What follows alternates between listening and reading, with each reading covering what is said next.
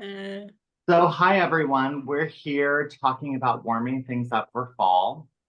And we actually have a doll head today, and I'm going to show you a couple of techniques. And then afterwards, we'll go ahead and show you the after because we won't have time to process it.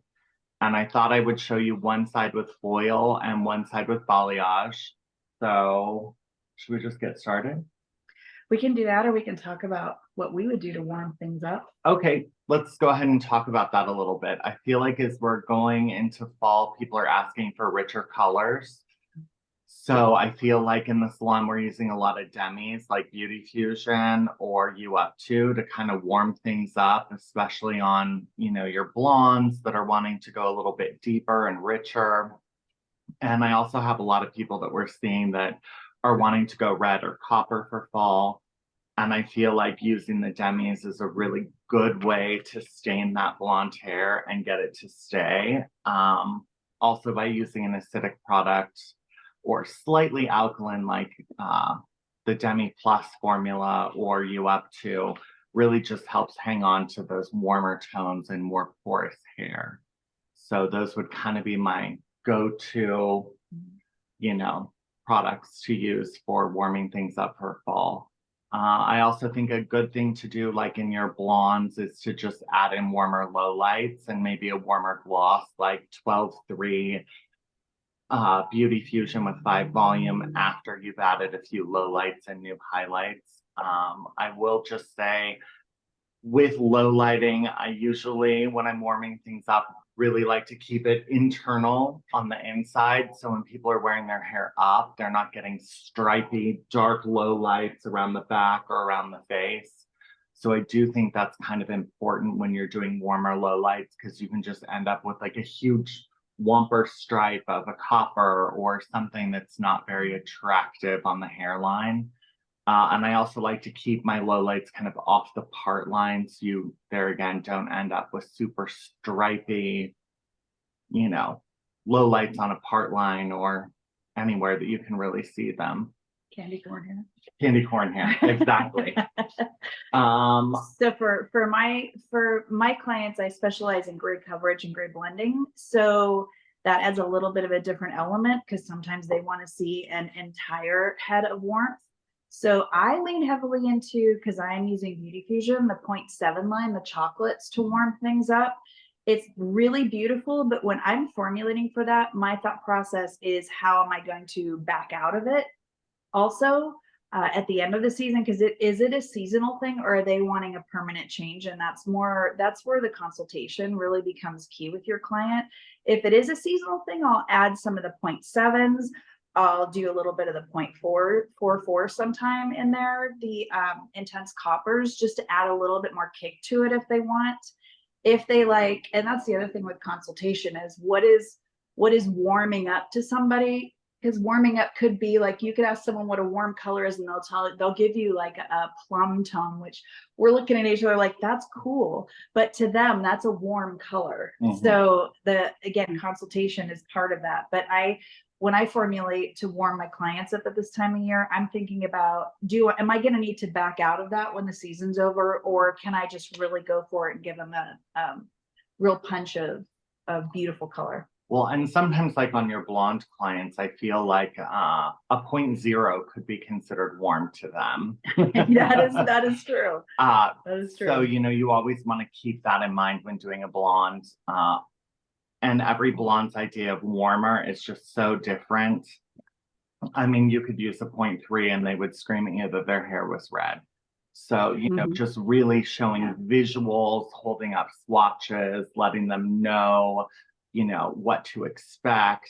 I think that those are all really important things to do because everyone's idea of warm is very, very, very different. Yes. And if you end up with the opposite of what they think is warm, that is consultation is a huge thing. But that's the great thing about Ortega. There's so many options that you can just add in and then back out of, like transition back into what their, I get normal or whatever that word would be, color would be. Yeah, I had a blonde come in the other day that said she wanted to warm it up, and her idea of warming up was to root smudge her highlights down, 1.5 inches. and add some 7-0 low lights internally. And afterwards, she's like, well, it looks really red. And I kind of laughed because we root smudged her with 701 U up to, which is a natural ash. And, her low lights were 7-0. And in my opinion, they were too cool. I probably should have added in a little 3-4 or 3 just to fill it a little bit. So, just always, like Melanie said, consultation, visuals. I know some of the younger stylists here go through magazines like Vogue and rip out models, of finished product and show them to their client. This is what it's going to look like. Because, sometimes swatch books, are very deceiving, and you'll always have that person pick out, I want to look like 10.11, or, I want my hair to look like the high lift swatch with no bleach. So personally, I try to never show my clients a swatch book. They're kind of, for me, in the back dispensary is like a tool to look at to get a visual as I'm formulating. Yeah. And so for me, I will sometimes use a swatch book, but I'm really careful with my verbiage on how I say it, because exactly for what you said, so, you want to make sure you have control of that. But what I'll do is just pull that one page out. Don't give them the entire swatch book to look at.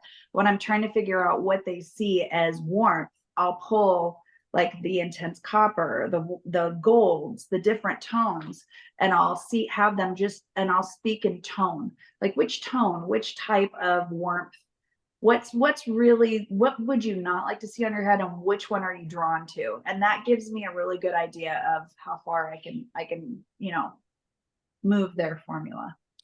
Also, too, Melanie taught me this years ago. She would go in and remove the swatches of like the 0.1s and the 0.11s and the colors that weren't realistic, because we all know if you put a 0.1 on someone, they're going to end up neutral or even still slightly warm. So there's no sense in really having those in there to show them, because everyone's going to gravitate towards those 0.1s, especially blondes. And it's just not a realistic thing. And then you have to have the conversation of, okay, we can tone this and you can maintain it with purple shampoo, but no matter what, with heat styling, your blonde is always going to get warm. And everything looks cool in a photograph with a ring light, with your Kelvin turned on really cool. And so I think people go through Instagram and Pinterest and see these really cool finished products. And in reality, they don't look like that. I just saw Robert ask if we take into consideration complexion and skin tone. And I do think that that's very important. Not everyone looks good in a 0.4. There are those people that are going to look really good in a red violet with their skin tone, especially if they're darker. So I do think that that is very important to consider. And if you want to be able to back out of a tone, like it is a true seasonal warmth, and you want to be able to back out of it, staying within 2 levels of the color that you already have on their head, or if they don't have color and you're just weaving it within 2 levels of their natural base tone, you're going to be able to back that out more. It won't be quite so hard to change that if at the end of the season they decide that they don't want to have that color. As I got a question, Melanie, I know you just got back from Miami. Do you all feel like there's a trend for the fall winter, like there was Cowboy Copper last year? I honestly, I feel like a lot of that is just what's in the magazines at the moment, because I don't know about you, but I see the same amount of colors. And as far as East Coast, West Coast, I haven't spent a lot of time on the East Coast. So I really got for the first time to see that the East Coast really does. Their blondes are definitely more warmer than people just walking around. On the West Coast here, we tend to be cooler, that, beach blonde, that really clear, a lightener lift versus a color pigmented lift. And that was really fascinating for me. They're definitely on the warmer side over there.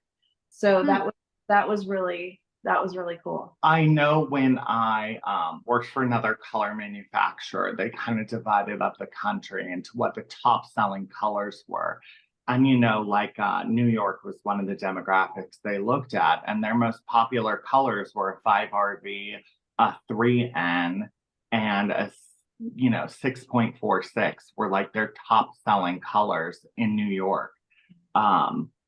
Where the West Coast was high lift color, 6N and 8.1. I mean, very, very different and what people would buy. And even Elisa and I have had conversations about what sells the most in Texas.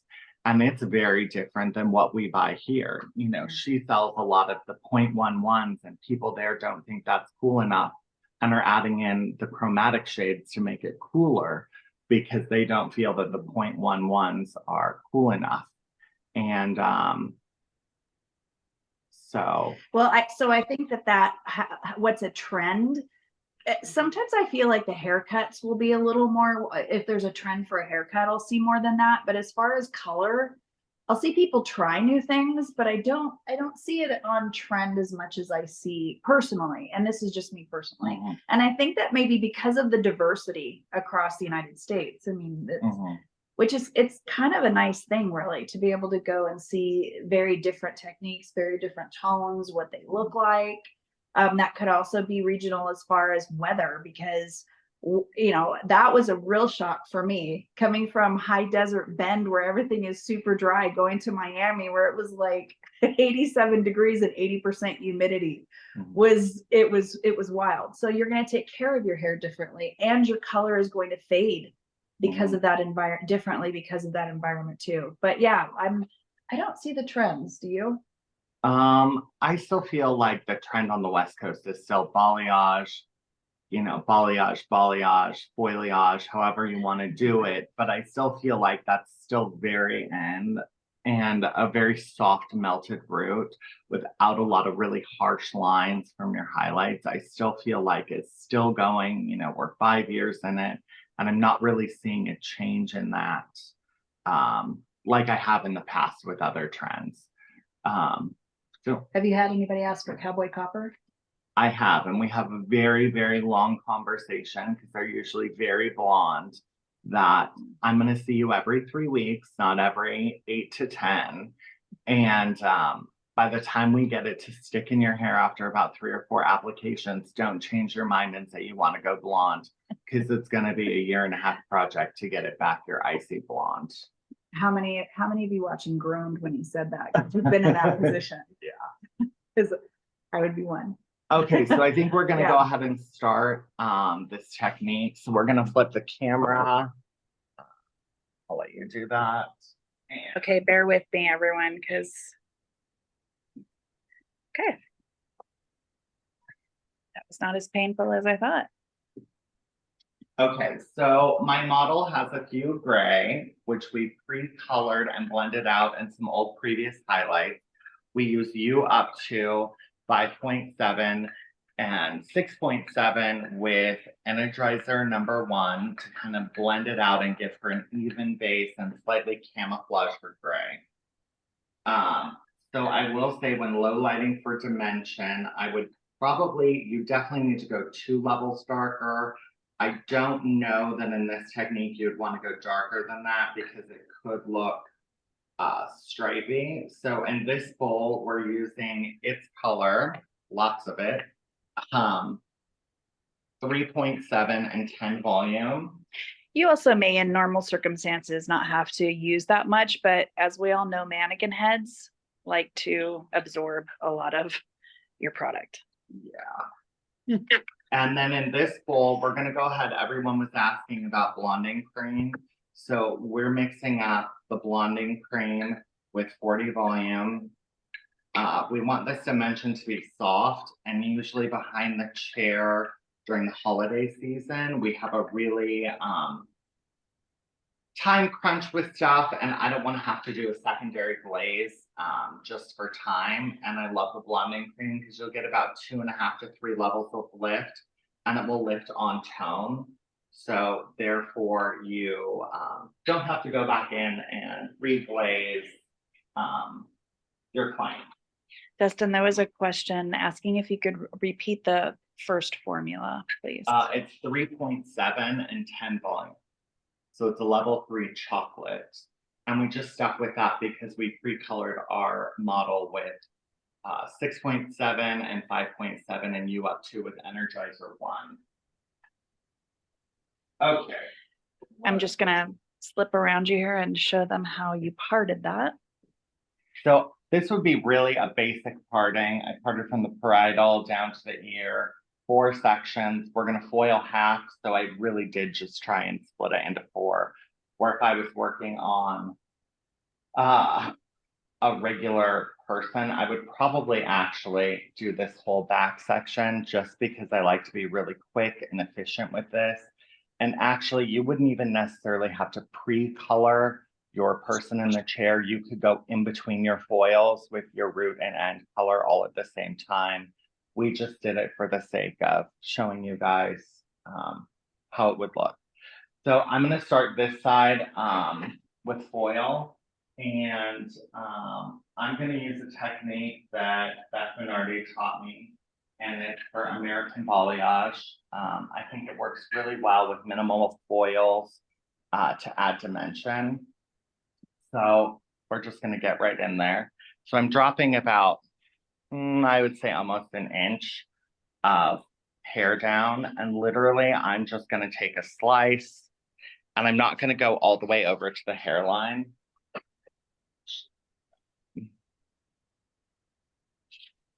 Foil.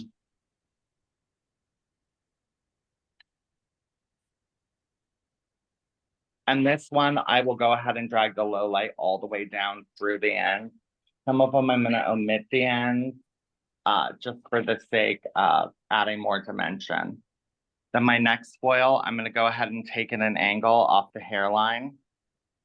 And this one we're going to do with our blonding cream. And I'm going to go ahead and on this one, I'm going to go ahead and weave out a section. And I'm still with this technique going to be really careful to leave a little bit of the hairline out, just so we don't end up with stripes when somebody pulls it up. Sorry about the bumping, guys. I'm really trying to get in into his space here so I can make sure you can see exactly what he's doing. And really making sure to saturate your ends. If I was using lightener, I would definitely feather the top and probably, bring it down more at an angle. With the blonding cream, because the lift is so subtle, I won't do that. And then I'm going to take a section straight across, and I really like chunky pieces for low light. I'm going to do a slice, skip, and a slice, just because you really need that extra thick pieces of hair in there to show the contrast.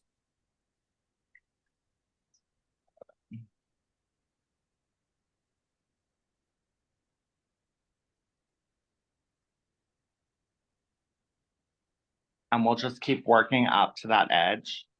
And I'll go ahead and take another one at an opposing angle. And it's okay if they overlap and you're doing a little bit of a highlight over your low light. So are you alternating formulas? I am. I'm alternating the blonding cream and the low light.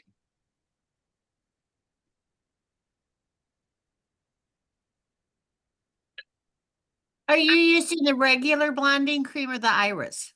I'm using the regular. I mean, honestly, I don't really notice a difference with them when lightening over color treated hair. I notice a difference if I'm adding it to my high lift to get a bigger boost of color. Mm-hmm. That's when I'll really notice the difference between the two. And then let's go ahead and do a slice, skip, slice. And as you see, when this is on my foil, these are pretty chunky pieces. But I promise you that when it's all blown out, you won't notice the chunkiness. It's going to give you a really blended look. I've just found, because I've tried it all ways, that if you don't weave chunky like that with your low lights, it'll just kind of blend in. The overall look will just be darker as opposed to have contrast in it. So I guess that if you're trying to make someone appear overall darker, adding in finer low lights is fine. And I might not weave as chunky on a blonde as I am on, the cinnamony brown, but I do think it's important to do bigger pieces so you get that ribbony effect, especially since you're only doing so little on the whole head. There was a question about if you're using all three formulas. So you pre-colored with one formula. Yes, She's dried, and now we're going Yes. over with the low light and the highlight. So Yeah. the 3.7 and alternating that with the blonding cream right now. Yeah. What was it all over formula? The all over formula was you up to 5.7 with a little 6.7 and Energizer 1. So 1.8. as you see, I'm done with the whole back, and this is 1, 2, 3, 4, 5, 6 foils, and that's good. That's all you really need. So we'll go ahead and start around the face. Yeah, I'm gonna pivot to the other side. Okay.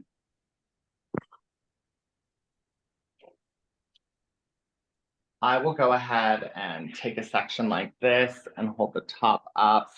And I'll just say this, the first foil that I will put in around the hairline, I'll go ahead and do it an angle that follows the hairline, whatever it is. This doll head is not the easiest to. It really depends on how that hair is plugged in there, doesn't it? Yeah. And here again on this section, I'm gonna go ahead and weave pretty chunky. But I'm gonna go ahead and do a little bit of a back comb at the root. And really in this technique, I'll really only do a little bit of a back comb around the face. And that's just to keep it soft.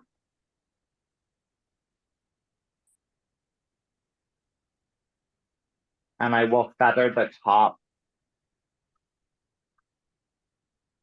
And really make sure that you're saturating the ends, especially with the blonding cream, or you're not gonna get the lift that you want.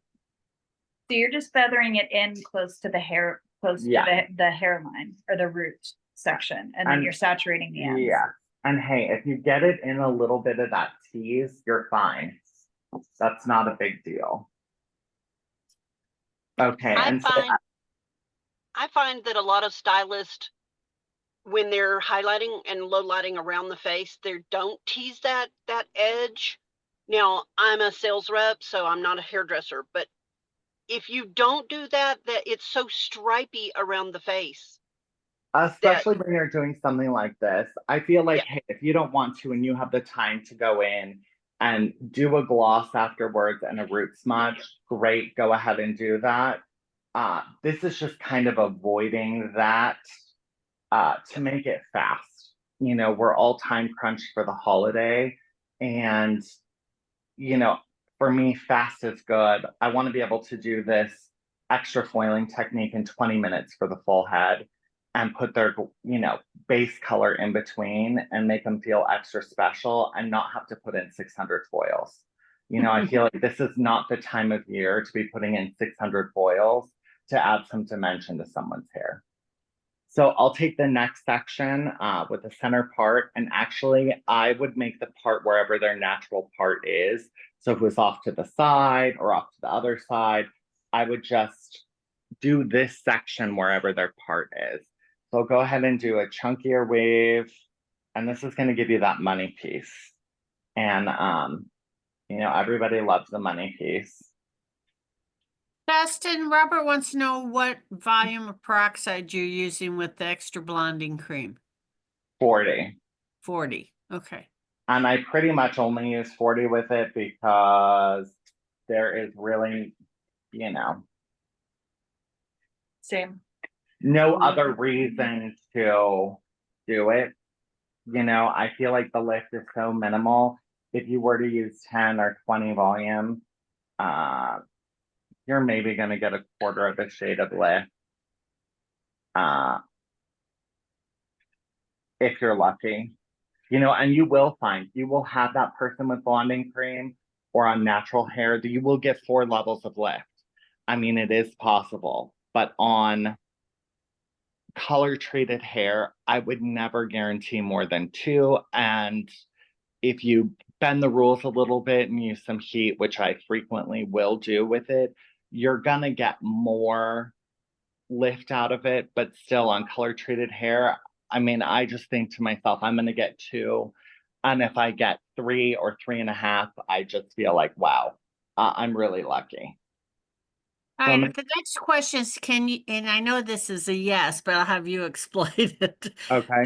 You can use the Beauty Fusion Clear like you do the blonding cream for lift? Yes, you can, but I have personally found that I get better lift out of the It's Color blonding cream as opposed to Beauty Fusion Clear. Okay. That's just, my preference. I have used both. Also too, I'm foiling and I really love the consistency of It's Color for foiling. Not that you can't do balayage or foiling with Beauty Fusion. I just really like how it sticks to the foil. And like I said, I break the rules personally. Everyone's gonna get mad at me. I use heat when I'm using high lifter blonding cream for 15 to 20 minutes of like medium heat to get that extra pop. And I personally feel like Beauty Fusion, when you've added heat to it, because it's a liquid color, tends to get a little more runny and you need to, maybe put cotton between some airfoils. And that's an extra step that, I don't really want to have to do. Okay. Now, on this front section, I'm going to kind of over direct it and tease. And some of this is going to fall out. You can pick it back up. And then I'll go in and I will weave out some of the thicker chunky pieces that don't blend. So I get kind of a softer weave. And the reason for over directing is when it falls from short to long, you're going to have a really nice gradation. And like I said, I'll really only do this in like the money piece. And honestly, when I'm doing this on a client, I'm probably using a board for these tip out.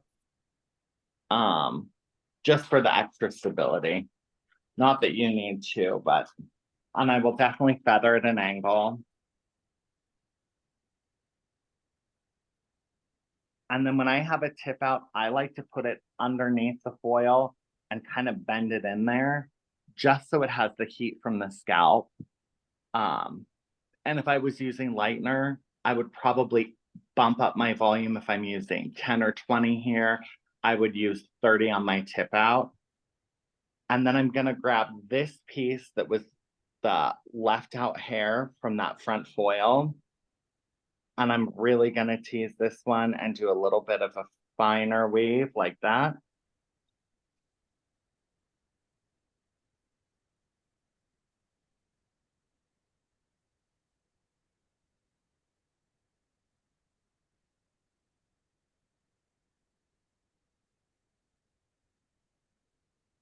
And then I will just go tuck it up in here, kind of bend it over. If you need a little clip, have one, you can go ahead and clip it. And just to kind of keep it out of the person's face, I will tell people when we're doing this, try and not have your clients smash and like bend the foils. Like it is just kind of in their face. You can take the comb and kind of bend it back and, take some clips to secure the extra teasing out of their eyes. But literally, I'm like, sorry, this is how it is. Don't touch it. Because otherwise you can just end up with a huge mess. Okay, so then we have this top section. I will go ahead and drop down 3/4 of an inch. And I'm going to go ahead and take a big, thicker slice.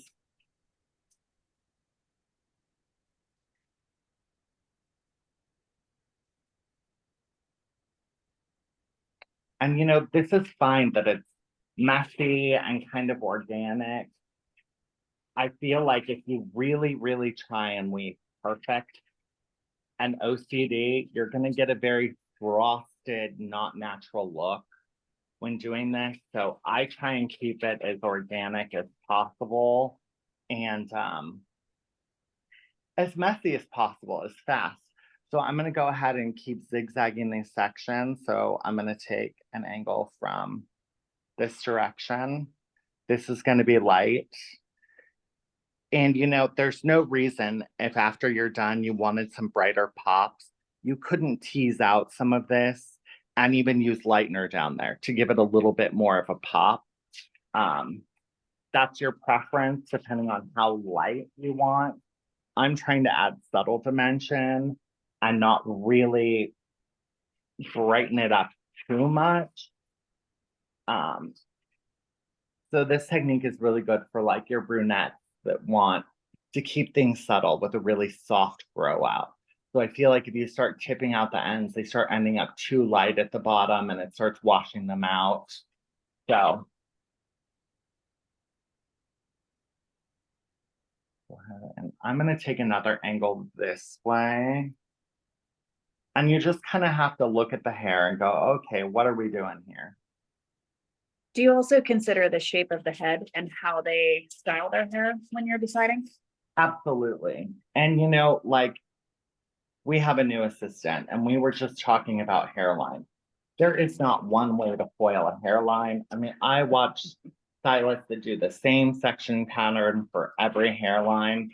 And like when I'm highlighting, I really go in and look and see which way their hair's growing. So someone may have a straight mohawk back. Others I'll do at an angle from the side. And so I really look at it to see what result we're trying to get. So I'm going to do one straight across. And this one's going to be blonde. So blonde and cream. Annie, did you see Donna Doc's Yeah, I was question? waiting for Dustin to stop talking so I could Dustin, Donna wants to know where all those front foils, the blonding cream. Yes, the front ones were all blonde and cream around the face. Absolutely. And like I said, I personally would not put a low light on the hairline on anyone ever. They're going to look at it and go, what the hell is this stripe? So whenever I'm low lighting, I keep it underneath, you know, the part line and away from all the hairline. Even if they're a super blonde and we're weaving in a 8N during the middle of the summer to add a little contrast, I really, really, really try and recommend you keep all low lights off the hairline. And as I'm getting to this top section, I am more mindful about getting really close to the scalp because we're trying to keep it soft.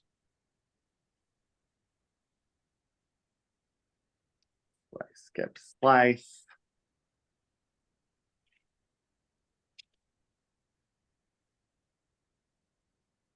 And I like big foils. I'm all about fast, you know, get it done.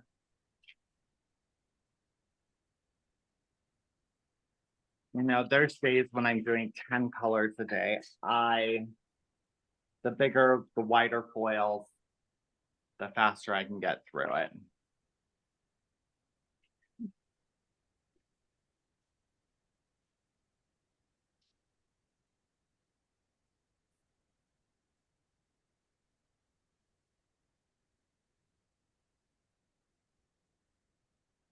So this last one right here is blonding cream.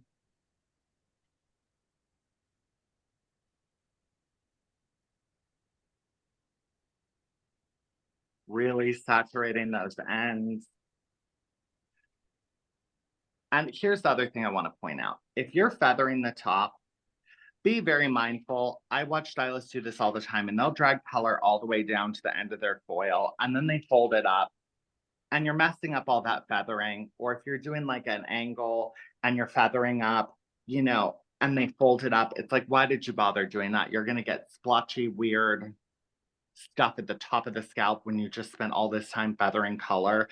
So I always am like mindful, like here's a blob of color. If I fold it up, it's going to get right there. So I'll go ahead and fold this end up and then over the top so that way clean foil is touching the root. And then here's our part line. And there's a couple of ways to deal with this. Personally, my way of finishing off this technique, I wouldn't do a low light there. I would probably take these ends, do a really soft weave, and really, really, really back comb this. And maybe go in and pull out a little bit of that so it's still really soft. and go ahead and stick in a foil. You guys can see what my wave pattern is. And I would probably paint like a big V. And I would definitely keep it further down away from the scalp. Here we are folding up so we don't ruin that. Go ahead and fold it in. And that would be it. So we have 6 in the back and we have 1, 2, 3, 4, 5, 6, 7, 8, 9, 10, 11, 12, 13. So 13 foils in the front. So what is that? 18 foils aside. You know, it's fast.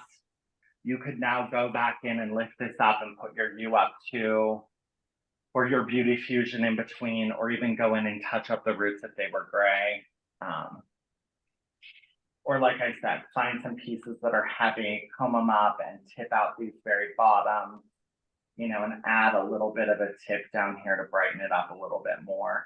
I'd probably do that on someone that was going red, you know, that was a bright copper, just to give you some brighter copper pops at the bottom. But, you know, for the sake of showing this, I'm going to kind of be a purist and only do the tip outs around the face. You get like that bright hairline and money piece. So now we're going to go to the other side of the head, and I'm going to do a balayage. So this is also good if, let's say you have a client and they're a 6N and you're touching up their roots and they have some old faded out low lights. I oftentimes, just for the sake of moving quickly, will then mix up 5 and a 4. You could even use the 6N if their highlights are really light, and I will go in and I will balayage out pieces. And I'm going to show you how I would do that. So there again, I'm going to go ahead and drop out, you know, my inch section. And if they're fuzzy or frizzy, you can take a little hairspray and kind of comb it down so you have more control on that section. That's not always necessary. I'm going to use a planchette. These are no longer made. They were made by L'Oreal, but there's lots of companies that have them. The Beecher Group has these wooden sticks, which is actually what I learned on. I personally would recommend you get a planchette. I just like the size of the working space, especially for working on bigger sections. So I will have 2 brushes for this. I will have a loading brush, which I will go ahead and load my product on one side of the balayage board. And then I will have a clean brush for doing my balayage. Just gonna go close up so they can see how much you've loaded. Yeah. So, and then I'll take my brush and go ahead and pick up a bead of product. And here I'm gonna grab a pretty, I would say, 3/4 of an inch deep triangle, and make sure you hold it at a 45-degree angle. Take your product and just sweep it on. And you could do this with their retouch on with like 6N. You could even take this and go ahead and pull it through. Now, in this kind of a section with a low light, I probably would not place cotton or saran wrap at the scalp. It's really not necessary. And you can continue to do straight sections or angled like the other side. I'm going to go ahead and do angled because I feel like they're softer in the back nape area. Like I said, these are big sections.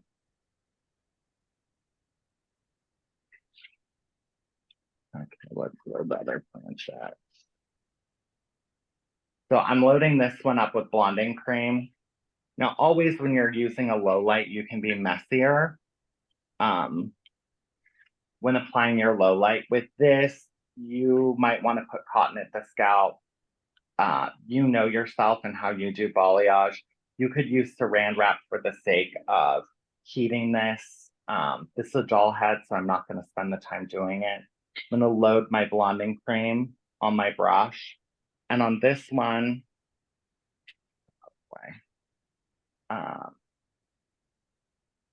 Gotta love mannequin hair. yeah, Static. because it is a product that's gonna create lightness, you definitely want to be careful of the scalp. So were you saying that when you use blonding cream to balayage in this way, you would use cotton? So yes, and there's a couple of ways. You can place cotton underneath, which I would do at the hairline, but on this, this a little closer. I would go ahead and take a piece of cotton and kind of stretch it out, and I would just lay it over the scalp like that.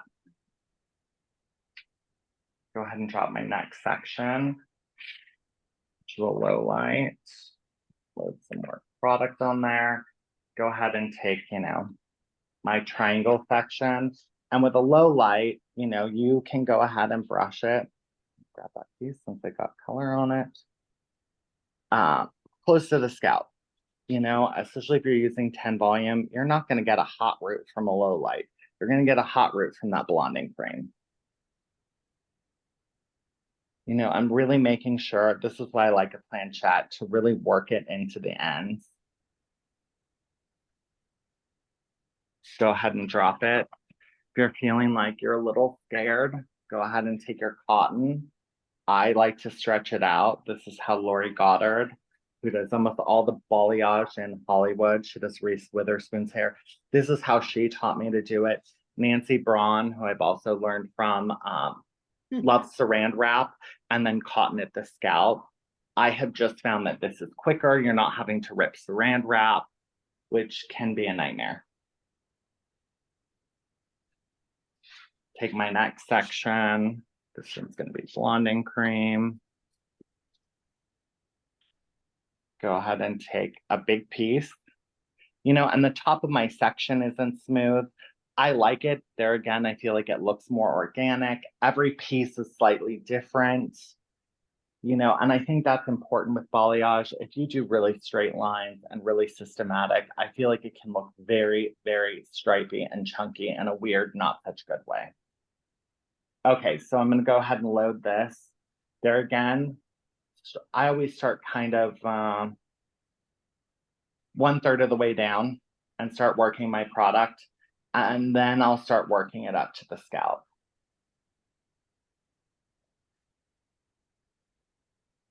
Blending it. And then as I get to the ends, I'll go ahead and place that on my planchette. And this is where you're going to want to do the full saturation. And really work that blonding cream in. You would not want to do that up towards the scalp. You will get hot spots. And like here, I see the, color creeping around. If you're worried, go ahead and put a piece of cotton like that underneath. And then you can take a piece of cotton and lay it over the top.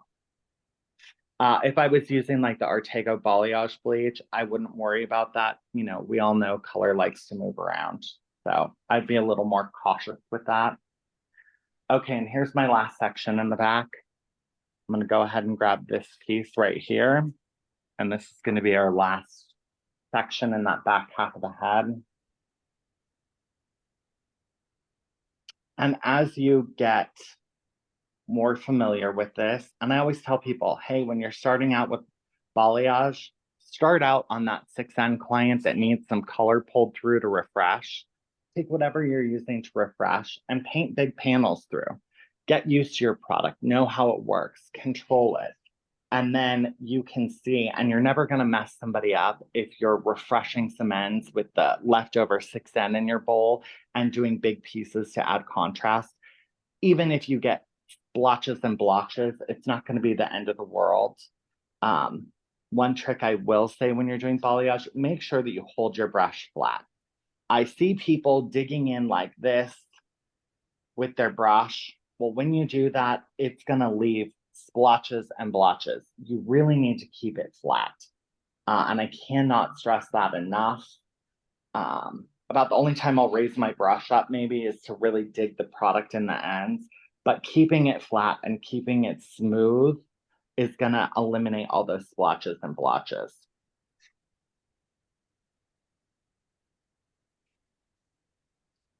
Okay, back half done. So how many do we have here? 1, 2, 3, 4, 5. 5 pieces. They're bold. You know, you're going to see some contrast in there. Now here's when I always kind of section out this hairline about an inch back, and I will clip this forward. That is the last place we're going to balayage. Go ahead and drop your first section. It's a little bit closer to the ear. Let's take a little bit more, about 3/4 of an inch away. Also, you know, keeping your section, when I mean clean, like this hair out of the way when you're balayaging is very important. Just so you're not getting, you know, frizzy flyaways. And if this stuff is falling because it's short, you know, take your hairspray and, you know, keep it out of the way.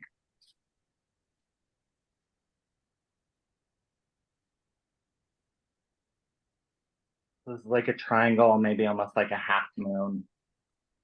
I will go ahead and feather this up. If you get some product, just wipe it off.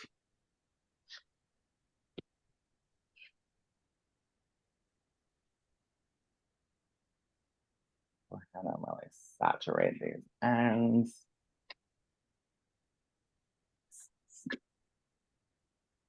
Now, to kind of keep it off their neck, you know, you could lay a foil under this first section just so you're not getting color down them. Just a dull head. The thing I do love about balayaging with its color is it's very stiff. I mean, you see this section, it's a very heavy product. So I feel like it really stays put. There are other color lines out there that recommend balayaging, and I feel like they just really make a huge mess everywhere. Okay, I'm gonna go ahead and take another straight section. And there's no reason why you couldn't do foils around the hairline. I've gotten your number from a friend of mine who does hair in Tennessee, and There's no reason why you couldn't do foils around the hairline for that extra pop. You're always going to get lighter and brighter when color is in a foil or lightener as opposed to bleach. So, you know, you may want to foil that hairline, especially in the beginning, because you have more control of what you're picking up and less chance of a hot spot. And hey, you're going to get them when you're first learning. And, you know, having you up to mixing up their same level or maybe half a level darker and just blotting it on those little hot spots for under 5 minutes of the shampoo bowl, they're never going to know that they were there.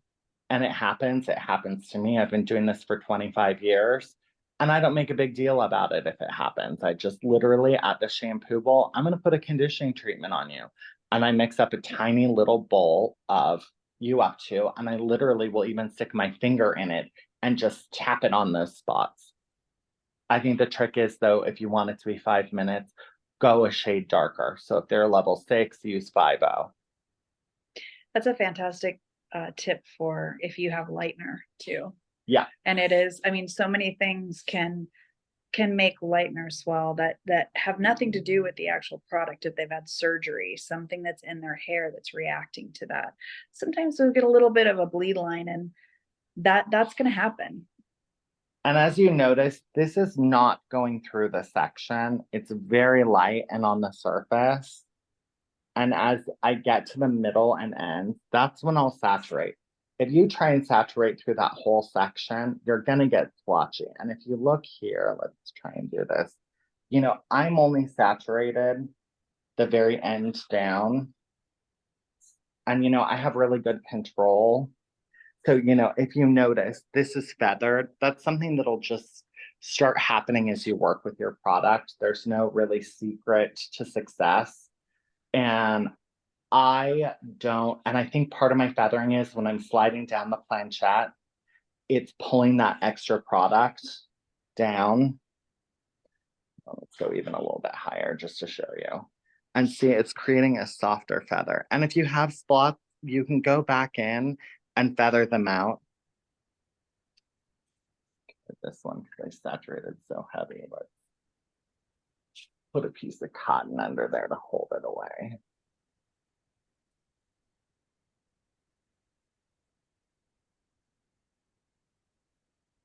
Okay, so here's my next section.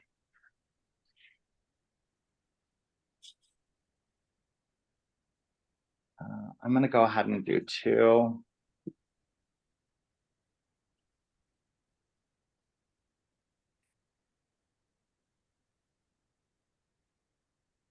Like I said, I'm not scared with my low light to bring it all the way up to the top. Whoa.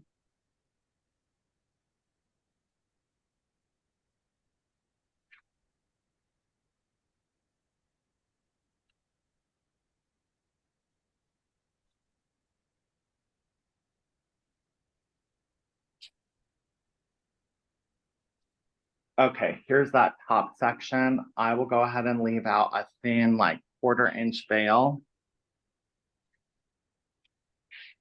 I know it's hard. I'm trying to get this. You guys can see me, I'm on my tippy toes, that's why I'm laughing.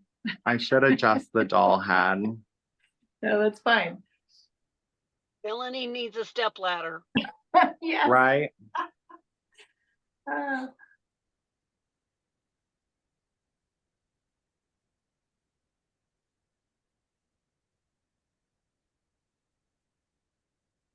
Feathering the product. There you go. And I'm kind of hurrying through this side because I want to make sure that we get this done so we can answer questions. And I can go in the back to do that because we're running out of time and people are probably going to be showing up in a second. Okay, so here's my front hairline piece.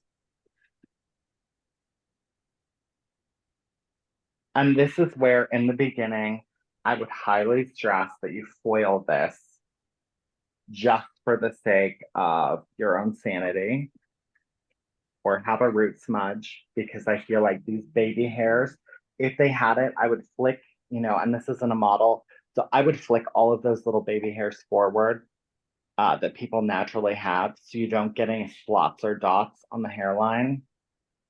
And I'm gonna go ahead and take a section like this. You can kind of see I broke it in half. And when I go to the hairline, I will go get a brand new brush that's clean, and sometimes even a new planchette, just to keep myself really like organized and not a hot mess. So there again, I will start away from the scalp, bringing the product up close.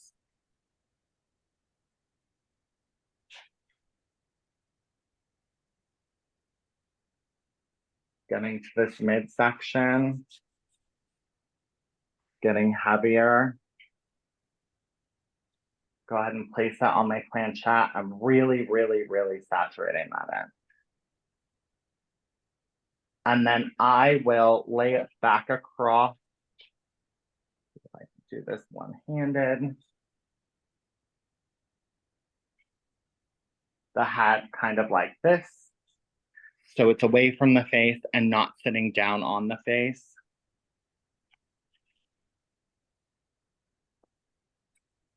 And usually I will divide this front section from the corner of the eyebrow up.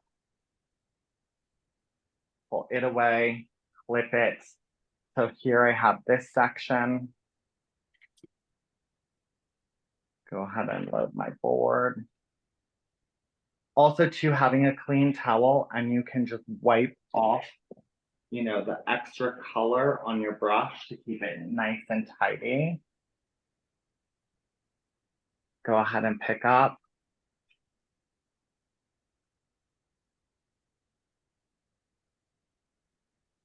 And this section, I'll usually do something interesting. Instead of putting one here, because you're going to get a thick stripe, I will then lower this section and feather this top up, and just go back in. If you have little spots, feather it. Then I will take this and really, really load it on because this is going to be their money piece. This is going to be the piece that pops out at the bottom.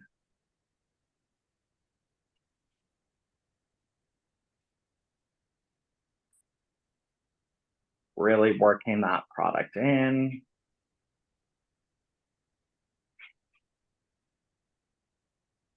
And then I'll lay it back over that piece of cotton that was there. Then on this piece, I'll go ahead and break up some more cotton, kind of lay it like that. Okay, so here is your money piece. And I'm gonna lower this. And then you won't be on your tippy toes. Thank you.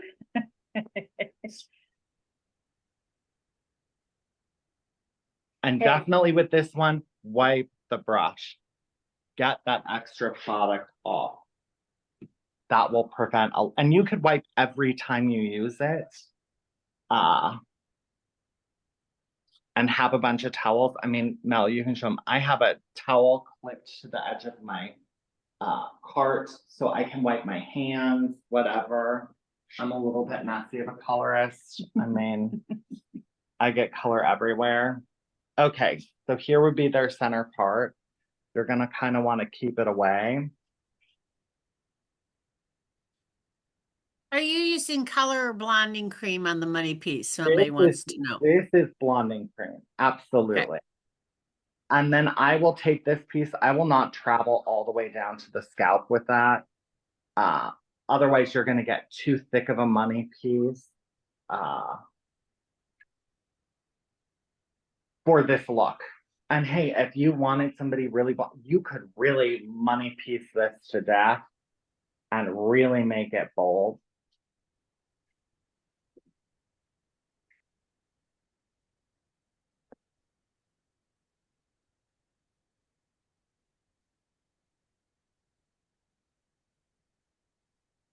Really working on saturating.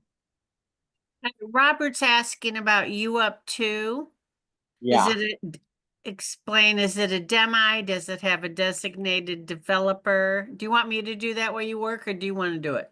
I can do it. So Okay. it's a slightly alkaline demi color. And there's 2 dedicated developers. Really quick, so I will take this top section just to add a little bit of bright and kind of connect it. And I'll go ahead and tease it. And you got these 2 little pieces. And I'm gonna do this. And there we go. And I'm going to, oh,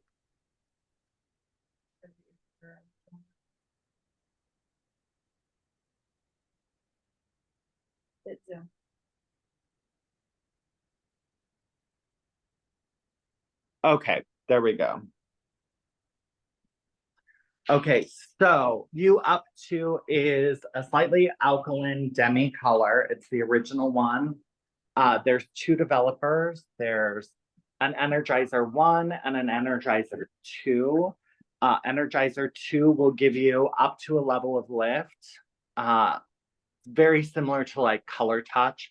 Will also intensify the gray coverage. I personally, if I need more coverage, I break the rules and I mix You Up Too equal parts with Energizer 1, just because I feel like it gives a softer grow out. Because I've personally found that with Energizer 2, it bumps that base more than I may like.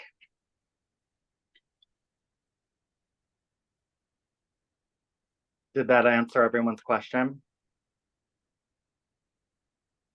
Really, the way the manufacturer explains it is that when you use 1.8, it's a deposit only semi. And then when you use Energizer 3, it becomes a demi. Okay. And can give you a level lift and a lot more coverage, like 75%. Yeah. And I would agree with that. I mean, I personally just like it equal parts if I need more coverage, because I think the end result is cooler because you're not bumping the base. But, you know, that's the trick I found behind the chair that works for my clients. And I played around extensively with it, but I do love it. It's a great product. There's also some really great coppers in it that Beauty Fusion doesn't have. So I really love the reds in You Up too. I mean, that's what I use a lot of. And then I use some of the lighter shades for root smudging. And then I go over to Beauty Fusion for my toning, my blondes, just because I think it's faster and there's more pigment depth in those 12s and 11s than there are in You Up too. I love how everybody finds different ways to use everything. I think it's Yeah. great. Are there any other questions? Seems to be good. You did a great job. Thank you, Dustin. When are we going to see the final result? I'm gonna let it process for quite a while because it's a doll head. So I will probably rinse it out this afternoon and blow dry it, and then we'll take pictures and I will send them to you, or should I send them to Nicholas to post? I would send him to Nicholas to post. He's better at Oh. that stuff than me. Perfect. And I'll add them to the Artego Facebook page too. Awesome. Okay, awesome. Thank you so much. Okay, thank you. Looks like there's one more question. Yes, Oh, okay, Jamie. I have a question. Okay. I had to turn my mic on. So I've used Artego for about maybe 15 years now, but Okay. never been able to get away from Shades EQ for my toning. What do you suggest? So I personally like the lighter shades in Beauty Fusion for toning. I Okay. have tried You Up too, and I just don't think there's the pigment pop like there is with Shades EQ. So I really love like 12-2, 12-0, 11-2-1. For brunette, I really like 10-3-2-1. And then there's also like the 7.23 is a great toner on a brunette. So I use those, but you know, there's times, and I just have to be honest, like with a root smudge, there's some more control with, you know, other things. You just kind of have to play with it. I definitely do like Beauty Fusion for toning because I feel like it has longevity. I will tell you that when you're starting with it, cut your color half with clear and do not walk away from it. Because I have noticed that, you know, let's just say you're toning someone with 10 VV and 10 T, and they need a lot of warmth cut. You almost let it kind of go to ashy because after a couple of shampoos, it'll be balanced out. If you let it go too ashy with Beauty Fusion, they will come back in 6-8 weeks later with it too ashy still, which I personally like because the toner stays, but just watch it. When it looks done, rinse it off. Don't push that going a little bit too far forward like you would with other products.